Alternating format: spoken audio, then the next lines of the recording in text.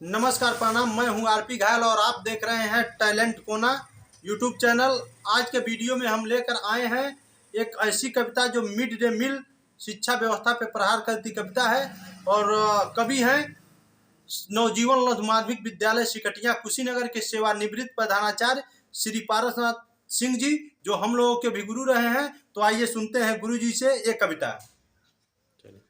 हम भारत के विधि विधायक हई, बिनवट के हाथ चलाइला, दाएं लाठी के दिखाई बाएं झट चोट जमाइला। बात विकास का रोज करी, झूठा वादा फरमाइला। शिक्षा समाज के दर्पण हवे, सबके कोई कोई समझाइला। शिक्षा से आंख मिली सबके, जीवन के सफल बनाई जा। सबके बच्चा पढ़े खातिर दोपहर के भोजन कराइला। हम भारत के विधि विधायक हई, बिनवट के हाथ चलाइला। काहे ऐसन विधान कैली, इस समझ कोई ना पावेला। लड़कन के भूख रहे आखी, देखते मन ललचावेला।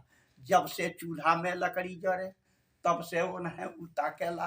पढ़ले से ओके का मतलब हरदम थरिया सरकावेला। मन के मुराद हमरो बाटे, अंगूठा से पिंड छोड़ावेला। पढ़िए नाई गरीब लड़का, भोजन में भरमाइला। पारस परपंच हमार हवे, सेवक कही शासक बनियाइला। हम भारत के विधि विधायक हई, बिनवट के हाथ चला।